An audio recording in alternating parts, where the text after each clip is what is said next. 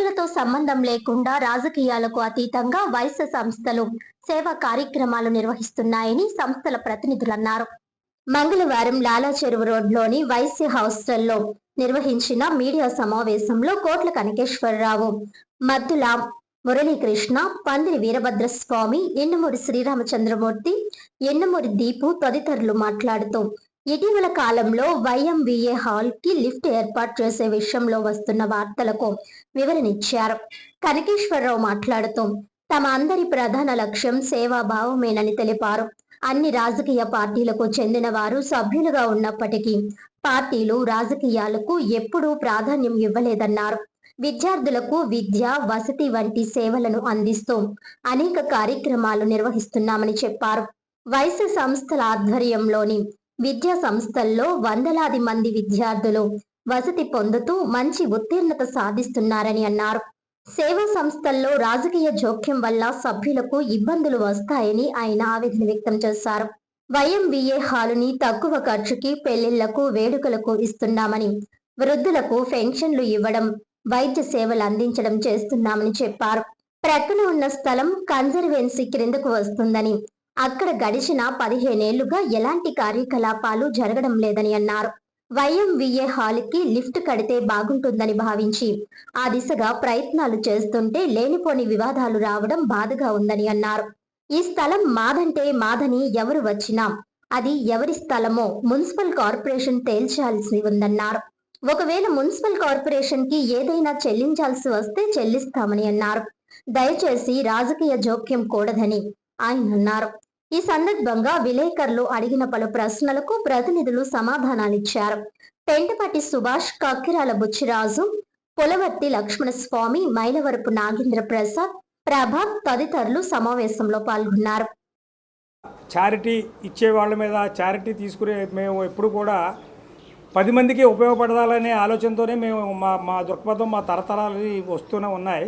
అలాంటి పరంపరలో దీపు గారు చెప్పినట్టుగా 70 సంవత్సరాల క్రితం వైఎంవిఏ స్థాపించడం జరిగింది. అలాగే వాళ్ళు ఎవరో మనకి వారు కామాక్షమ్మ గారు వాళ్ళు డొనేషన్ ఇవ్వడం జరిగింది.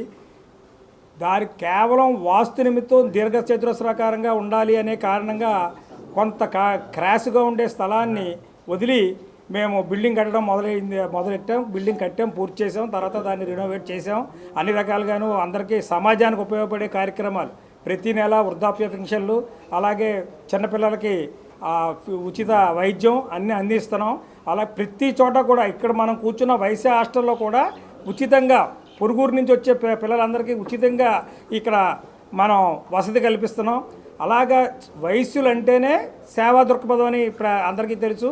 ఇక్కడికి వచ్చేటప్పటికి మాకు అక్కడ జరిగే ఫంక్షన్లు మొత్తం ఏ కులంతో నిమిత్తం లేకుండా, మతంతో నిమిత్తం లేకుండా, రాజకీయ పార్టీతో నిమిత్తం లేకుండా మేము అందరికీ కూడా స్వల్ప అద్దె తీసుకుని దాన్ని ఇవ్వడం జరుగుతున్నది.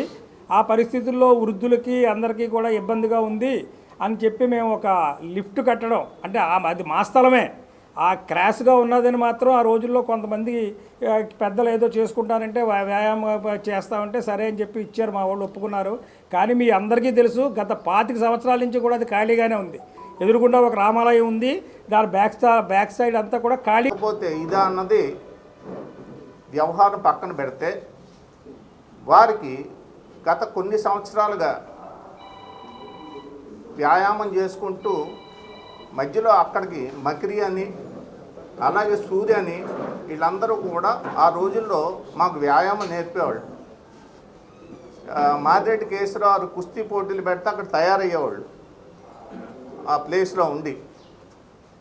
మాకు సూర్య అన్న అతను ఇప్పుడు సగంగా అక్కడ ఉన్న వాళ్ళకి ఈ కమిటీలకి ఈ కొంత మాకు పేద ప్రజలకి కమిటీకి డబ్బు అవసరం అని అంటే వాళ్ళు లేపడానికి సపోజ్ ఒక ఇంట్లో కొంతమంది వ్యక్తులు కూర్చున్నారు, లేదా షాపులో అద్దుకుంటున్నారు ఎన్నాళ్ళు బట్టు, వాళ్ళకి డబ్బుకు ఇచ్చి ఖాళీ చేయించడం అనేది పబ్లిక్ సీక్రెట్, అది మీకు తెలియదే ఉంది.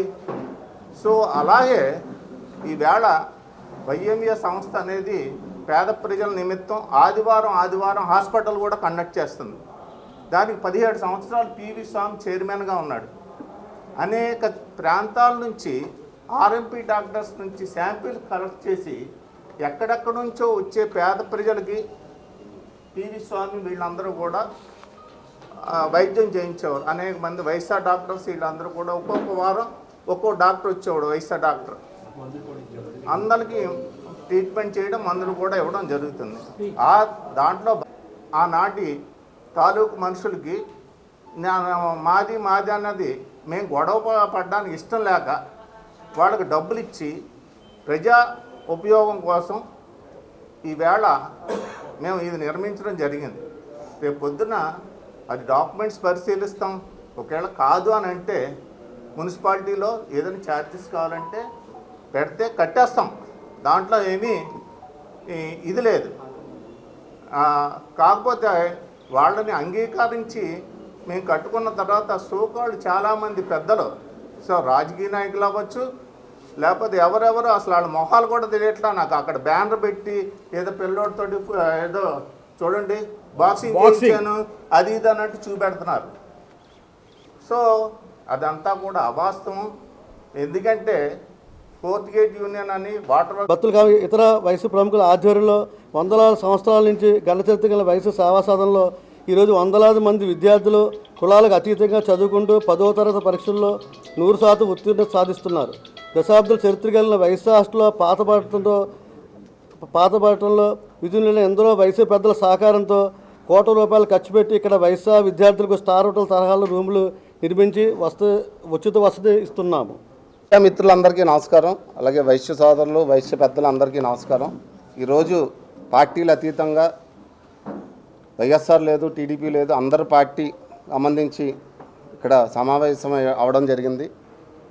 విషయం ఏంటంటే గత 4 రోజుల నుంచి మా ఆర్య వైశ్యుల మీద జరుగుతున్న దాడులు కానీ, అలాగే మా వైశ్య సంస్థల మీద జరుగుతున్న దాడులు కానీ మీకు వివరించడానికి కోట్ల కనకేష్ గురించి గత 15 రోజుల క్రితం కొంతమంది దళారులు వచ్చి మేమేదో అక్రమంగా ఆక్రమించుకున్నామని చెప్పడం జరిగింది. అదంతా అవాస్తవం.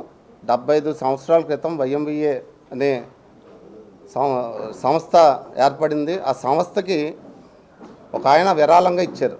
ఆ పక్కన స్థలం వాస్తు ప్రకారంగా వాస్తుకి విరుద్ధంగా ఉందని కొంచెం మేము ఆ రోజు పెద్దలు కట్టకపోవడం జరిగింది. అదే వైఎంవిఏకి